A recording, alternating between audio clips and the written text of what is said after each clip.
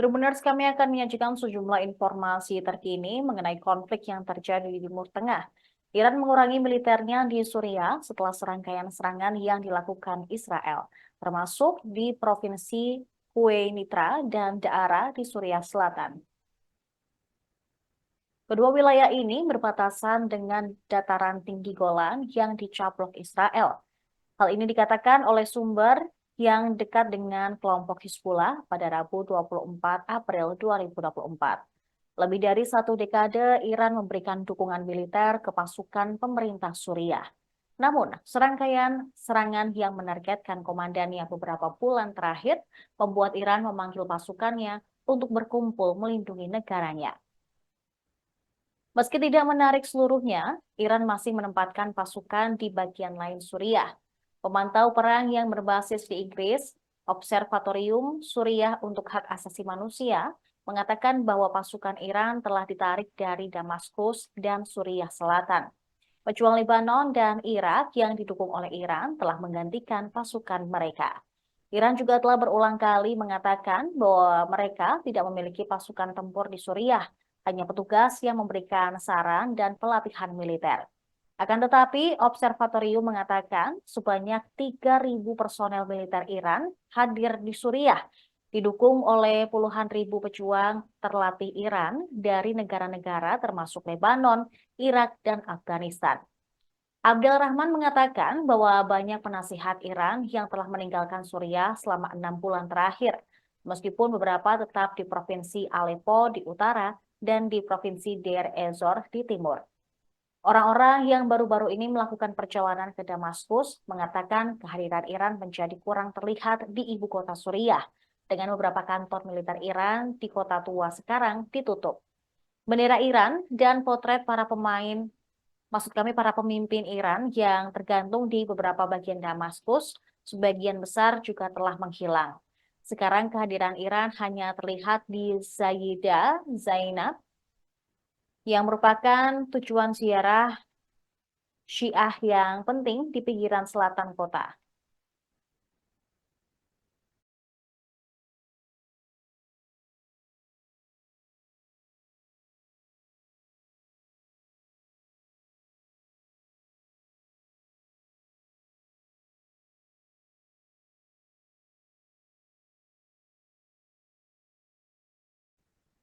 Hamas pada hari Rabu menerbitkan sebuah video yang memperlihatkan pria Israel Amerika disandra di jalur Gaza.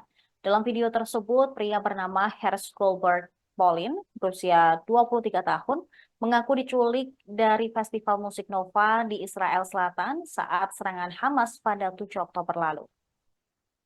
Dalam video berdurasi hampir 3 menit tersebut, Goldberg Paulin terlihat kehilangan salah satu tangannya. Dengan lantang, dia menuntut agar pemerintah Israel mengembalikan para sandera dari Gaza atau mundur. Hal ini sejalan dengan sikap yang baru-baru ini disuarakan oleh beberapa kerabat korban penculikan. Dia mengatakan para tawanan telah hidup di bawah tanah, tanpa air, tanpa makanan, bahkan tanpa sinar matahari, juga tanpa perawatan medis yang sangat diperlukan dalam waktu yang sangat lama. Seorang pejabat senior AS mengatakan kepada The Times of Israel bahwa Gedung Putih menerima video tersebut pada hari Senin. Sejak saat itu, keluarga korban pun sudah diberitahu mengenai kondisi tersebut. Video ini juga langsung diperiksa secara aktif oleh FBI dan Hostage Recovery Fusion Cell. Dalam sebuah pernyataan, orang tua dari pria tersebut mengaku lega usai melihat anaknya masih hidup. Hanya saja mereka khawatir akan keberadaan anak mereka. Kelompok kampanye Forum Keluarga Sandra dan Hilang mengatakan keluarga tersebut telah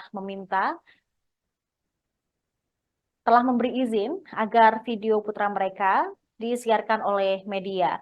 Akan tetapi tidak jelas kapan atau di mana video tersebut diambil, meskipun Goldberg Paulin menyebut bahwa dia disandra selama hampir 200 hari. Sedangkan untuk diketahui, perang Israel dan Hamas telah mencapai angka 200 hari pada hari Selasa 23 April lalu.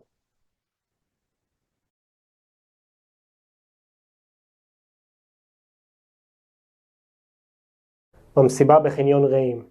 יצאתי לבלות עם החברים שלי, ובמקום מצאתי את עצמי נלחם על חיי, עם פציעות קשות בכל הגוף, אחרי שניסיתי להגן בגופי על עצמי ועל עוד אזרחים מפוחדים.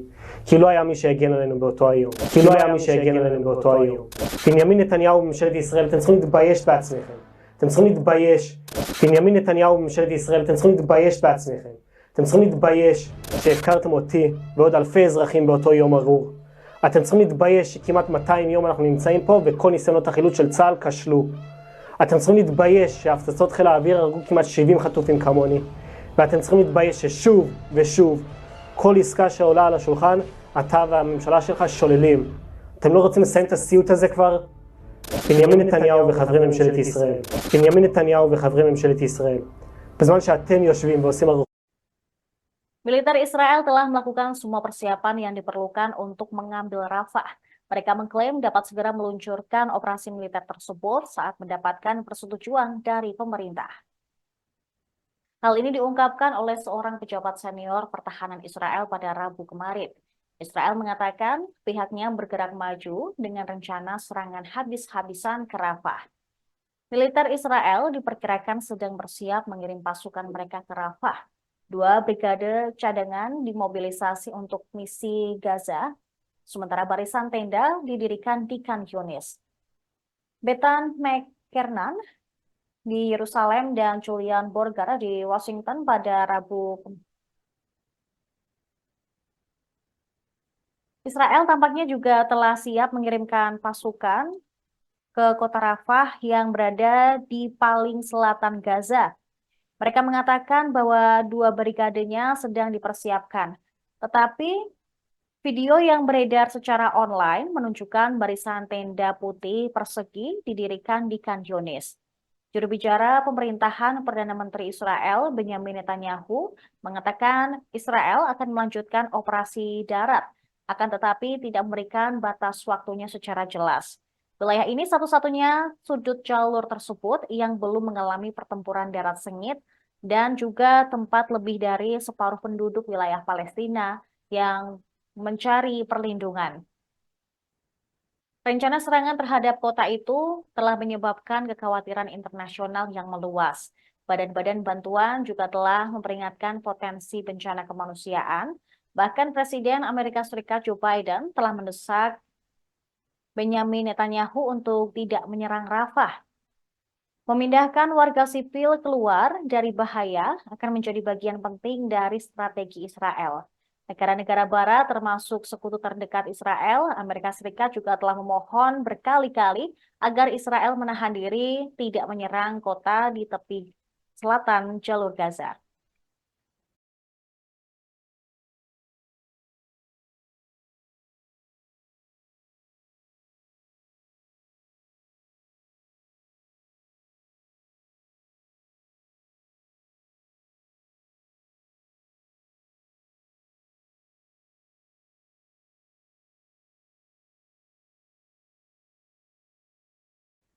Informasi tadi sekaligus menutup perjumpaan kita pada siang hari ini. Saya Saradita beserta kru yang bertugas pamit undur diri. Terima kasih dan sampai jumpa.